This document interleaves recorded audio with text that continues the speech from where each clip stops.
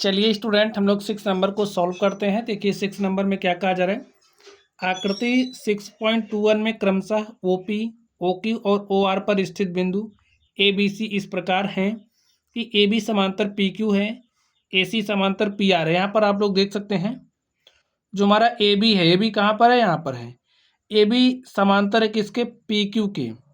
तो AB समांतर है PQ के और ये जो AC है, AC समांतर है PR के। इस तरीके से है।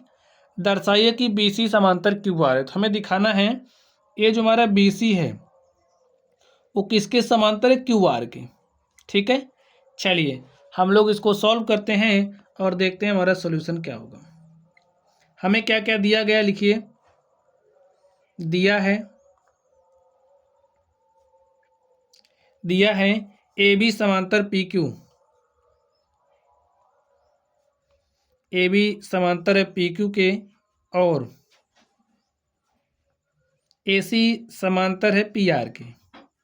हमें सिद्ध क्या करना है, दिखाना क्या है,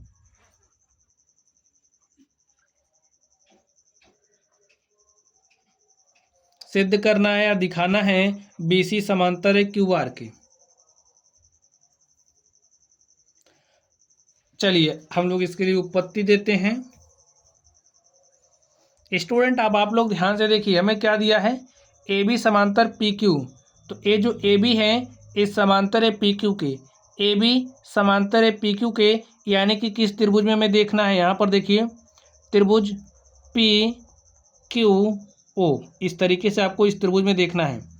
त्रिभुज OPQ में आपको ध्यान से देखना है। OPQ में AB समांतर है PQ के, यही बात कहा जा रहा है। लिखिए त्रिभुज OPQ में, OPQ में, OPQ में क्या है स्टूडेंट, AB समांतर PQ है, AB समांतर PQ। और हमने इसको किस बेसिस पे लिखा, क्योंकि ये हमें दिया है। ठीक है, AB समांतर PQ, इसलिए थेल्स प्रमेय आप अप्लाई करिए। लिखिए थेल्स प्रमेय के अनुसार,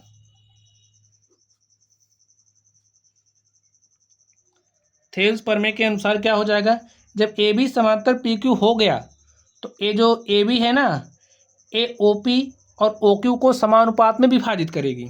तो यहाँ से क्या हो जाएगा, OA और AP का जो अनुपात है, लिखिए OA और AP का जो अनुपात है, OA और AP का जो अनुपात है वो बराबर होगा OB और BQ के। और इसको हम मान लेंगे क्या, समीकरण नंबर 1। ठीक है, चलिए पुनः हम लोग देखेंगे किसमें। देखिए हमें क्या दिया है, AC समांतर PR दिया है। ये जो AC है वो समांतर है PR के, तो हम किस में देखेंगे, इस त्रिभुज में। इस त्रिभुज में देखना है आपको, OPR में, आपको त्रिभुज OPR में देखना है। लिखिए त्रिभुज OPR में, OPR में क्या है स्टूडेंट, AC समांतर PR है, AC समांतर PR। और किस बेसिस पे लिखा, क्योंकि ये हमें दिया गया है। चलिए तो आप थेल्स प्रमेय अप्लाई करिए। लिखिए इसलिए थेल्स प्रमेय के अनुसार,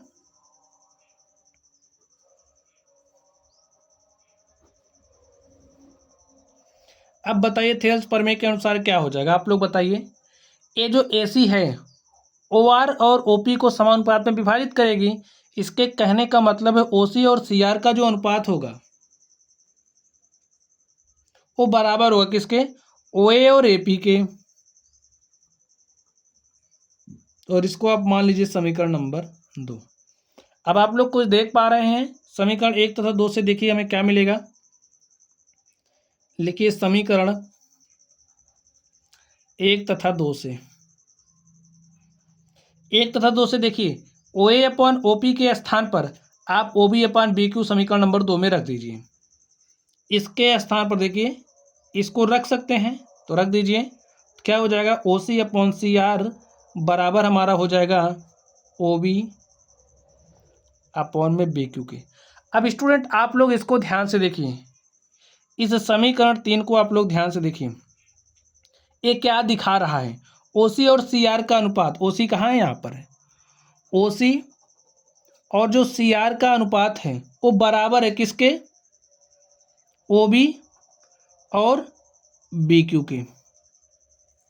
ध्यान से देख पा रहे हैं, त्रिभुज ओ क्यू आर में आप लोग ध्यान से देखिए, समीकरण 3 क्या दिखा रहा है, ओबी और बीक्यू का जो अनुपात है वो बराबर है ओसी और सीआर के। तो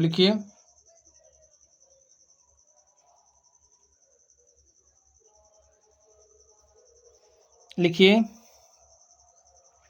समीकरण 3 से यह स्पष्ट है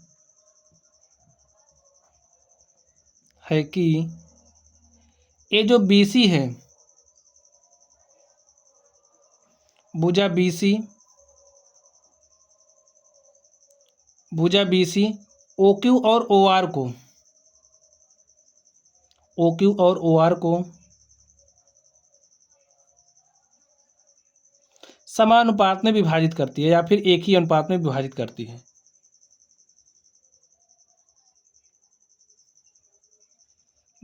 करती है। इसलिए थेल्स प्रमेय के विलोम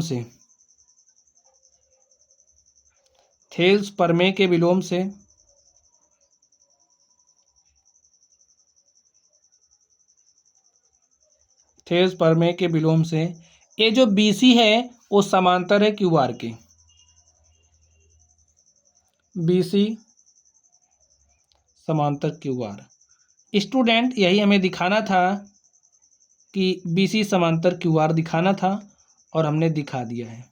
आई होप ये क्वेश्चन आप लोगों की समझ में आ गया होगा और इस तरीके से हमारा क्या हो गया, प्रूव्ड हो गया। चलिए अब हम लोग अगले नंबर पर चलते हैं और देखते हैं उसका सॉल्यूशन क्या होगा। तो स्टूडेंट चलिए हम लोग क्वेश्चन नंबर 7 को ध्यान से पढ़ते हैं। 7 नंबर में क्या कहा जा रहा है,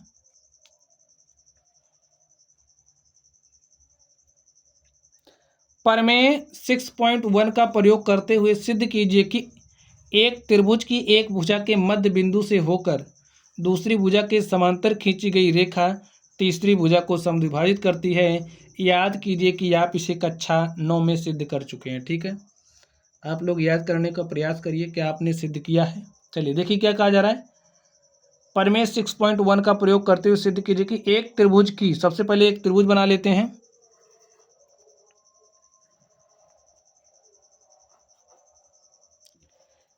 एक त्रिभुज की एक भुजा के मध्य बिंदु से होकर के, चलिए इसको नाम दे देते हैं, हमने नाम दिया ABC। एक भुजा, तो ए हमारी जो भुजा AB है, भुजा AB का हमने मध्य बिंदु लिया, ए हमारा भुजा AB का मध्य बिंदु हो गया। ठीक है, मध्य बिंदु से होकर दूसरी भुजा के समांतर, चलिए इस वाली भुजा के समांतर हम एक रेखा खींच लेते हैं। तो ए हमने रेखा खींच ली, खींची गई रेखा तीसरी भुजा को समद्विभाजित करते, ए हमारी तीसरी भुजा है। ठीक है, ये AC हमारी क्या है, तीसरी भुजा है। और ए जो बिंदु है, जब इस बिंदु से हमने एक रेखा ऐसे खींची BC के समांतर, तो ए रेखा क्या काम कर रही है, इस AC को समद्विभाजित कर रही है, यानी कि दो बराबर भाग में बांट रही है। तो इस बिंदु को हमने नाम दिया D और इसको हमने नाम दिया E। ठीक है, अब हमें दिखाना क्या है, ये जो DE है AC को समद्विभाजित करती है, यानी कि हमें दिखाना जो AE है वो बराबर है EC के। लिखिए सॉल्यूशन। तो चलिए हम लोग लिखते हैं, लिखिए त्रिभुज ABC में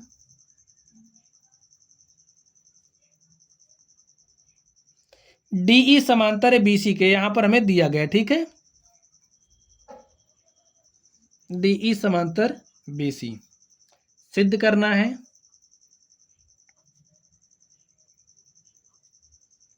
अब आप बताइए क्या सिद्ध करना है, हमें यही तो दिखाना है कि ये जो DE है AC को दो बराबर भागों में बांट रही है। अब AC जब दो बराबर भाग में बटेगी तो हमारे पास क्या आएगा, देखिए AE बराबर EC के, अगर हम इसको 1 ले लें, इसको 1, तो ये दोनों भाग हमारे पास बराबर आने चाहिए ना। तो बस यही बात यहाँ पर होगी। तो हमें क्या दिखाना है, जो हमारा AE है वो बराबर है EC के। चलिए उपपत्ति देते हैं इसके लिए। लिखिए त्रिभुज ABC में ABC में DE समांतर BC, इसलिए थेल्स प्रमेय के अनुसार, अब देखिए जो हमारी प्रमेय 6.1 है वही क्या है, थेल्स प्रमेय है। तो हम 6.1 के अनुसार लिख दीजिए या फिर थेल्स प्रमेय के अनुसार, थेल्स प्रमेय या फिर इसे हम क्या कहते हैं, प्रमेय 6.1 के अनुसार क्या होगा आप बताइए। ये जो AD है, AD और BD का जो अनुपात है वो बराबर होगा किसके, AE और CE के। और स्टूडेंट एक बात आपको ज्ञात होना चाहिए, क्या कि ये जो हमारा D है वो क्या है, AB का मध्य बिंदु है। लिख लीजिए यहाँ पर D AB का मध्य बिंदु है।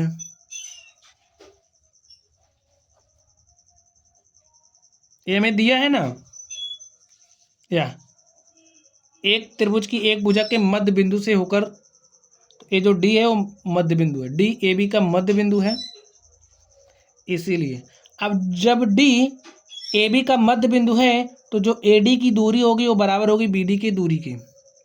तो यहाँ से जो हमारा AD है वो बराबर होगा BD के। ठीक है, इसको आप समीकरण नंबर 1 मान लीजिए, क्या दिक्कत है, अभी हमें यहाँ पर रखना पड़ेगा।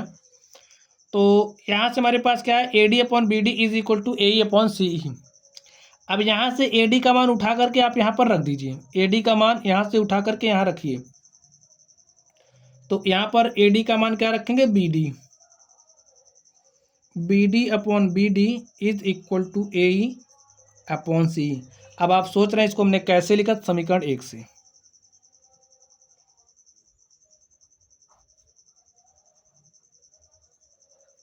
अब यहाँ पर आप लोग देखिए BD से BD कैंसिल हो जाएगा, तो यहाँ पर हमारे पास क्या आ जाएगा, 1/1 और यहाँ से AE अपॉन CE।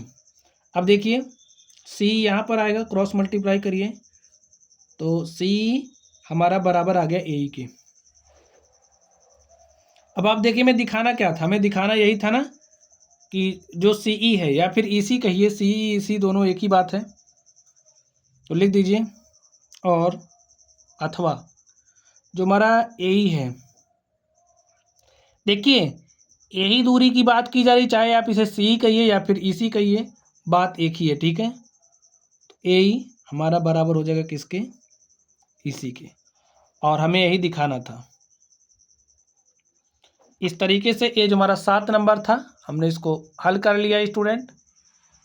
चलिए अब हम लोग अगले नंबर पर चलते हैं और देखते हैं अगले नंबर का सॉल्यूशन क्या होगा। तो स्टूडेंट आप लोग अगले नंबर को ध्यान से देखिए, इसमें क्या कहा जा रहा है, प्रमेय 6.2 का प्रयोग करते हुए सिद्ध कीजिए कि एक त्रिभुज की किन्हीं दो भुजाओं के मध्य बिंदुओं को मिलाने वाली रेखा तीसरी भुजा के समांतर होती है। तो चलिए हम लोग इसको सॉल्व करते हैं। सबसे पहले एक त्रिभुज आप लोग खींच लीजिए। तो यहाँ पर हमने एक त्रिभुज खींच लिया है, ये हमारा त्रिभुज हो गया, इसको हमने नाम दिया ABC। अब देखिए क्या कहा जा रहा है, एक त्रिभुज के किन्हीं दो भुजाओं के मध्य बिंदुओं, किन्हीं दो भुजाओं के मध्य बिंदु, तो हमने भुजा AB लिया, AC लिया, AB का मध्य बिंदु को हमने D मान लिया और AC का जो मध्य बिंदु है उसको हमने E ले लिया। ठीक है, और इन दोनों को हमने क्या कर दिया, मिला दिया है, तीसरी भुजा के समांतर होती है। ये जो हमारा DE है ये तीसरी भुजा है, तो DE को हमें समांतर दिखाना है BC के। तो चलिए लिखते हैं, सॉल्यूशन दिया है त्रिभुज ABC में ये जो DE है, D है AB का मध्य बिंदु है, D AB का मध्य बिंदु है।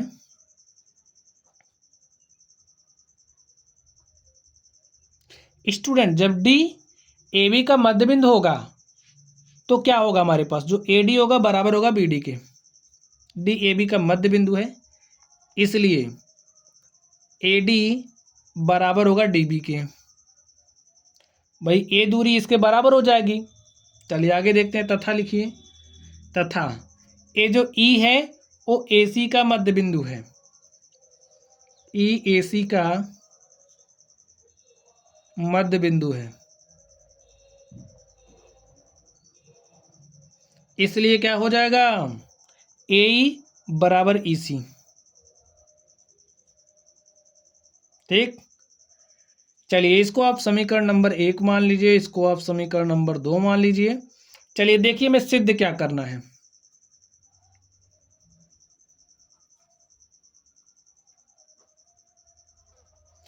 सिद्ध करना मध्य बिंदुओं को मिलाने वाली रेखा, तो यही मध्य बिंदु है। जब मध्य बिंदुओं को मिलाने वाली रेखा हमारी क्या हो गई, डी। तो ये जो मध्य बिंदुओं को मिलाने वाली रेखा है तीसरी भुजा के समांतर है, तो यही हमारी तीसरी भुजा है। यानी कि हमें दिखाना है जो हमारा DE है वो समांतर है BC के। सिद्ध करना है DE समांतर BC। चलिए हम लोग इसको हल करते हैं। लिखिए त्रिभुज ABC में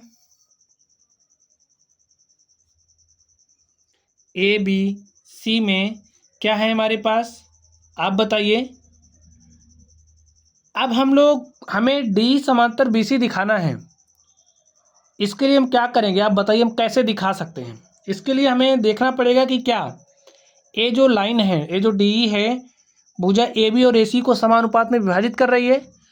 अगर DE AB और AC को समानुपात में विभाजित कर रही है तो इससे जो हमारी प्रमेय 6.2 है उससे सिद्ध होगा कि ये जो DE है वो समांतर है किसके, BC के। चलिए देखते हैं। अब आप इसका और इसका अनुपात लीजिए, AD/BD लिखिए। त्रिभुज ABC में अनुपात चेक करिए AD और DB का। AD और DB का जो अनुपात है चेक करिए क्या है, AE/EC के। अब यहां से आप लोग ध्यान से देखिए, आप मान रखिए AD का मान यहां से क्या रखेंगे, DB। यहां से देखिए समीकरण 1 तथा 2 से AD के स्थान पर DB रखेंगे तो रख दीजिए DB/DB इज इक्वल टू, देखिए AE का मान क्या है, EC है, तो यहाँ पर EC रखिए अपॉन में EC। अब देखिए DB से DB कैंसिल, यहाँ पर 1 और यहाँ पर 1। जब हमने इसका और इसका अनुपात लिया, इसका और इसका अनुपात हमारा बराबर आ गया इसके और इसके अनुपात के, बराबर आ गया ना। तो स्टूडेंट अब आप लोग ध्यान से देखिए, ये जो DE है वो काम क्या कर रही है, AB और AC को समानुपात में विभाजित कर रही है। लिखिए भुजा DE, देखिए अनुपात बराबर आ गया ना। इसी के आधार पर हम कह सकते हैं कि ये जो DE है AB और AC को समानुपात में विभाजित कर रही है। लिखिए भुजा DE AB और AC को समानुपात में विभाजित कर रही है।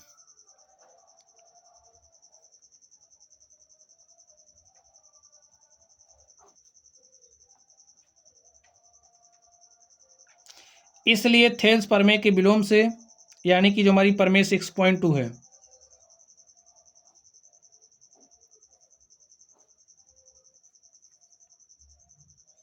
थेल्स प्रमेय के विलोम से, यानी कि जो हमारी प्रमेय 6.2 है, प्रमेय 6.2 यही है। ठीक है, जो हमारा DE है वो समांतर है BC के, और स्टूडेंट यही हमें प्रूव करना था और हमने इसको प्रूव्ड कर दिया है। और इस तरीके से जो हमारा क्वेश्चन नंबर 8 था हमने इसको क्या कर लिया है, हल कर लिया है।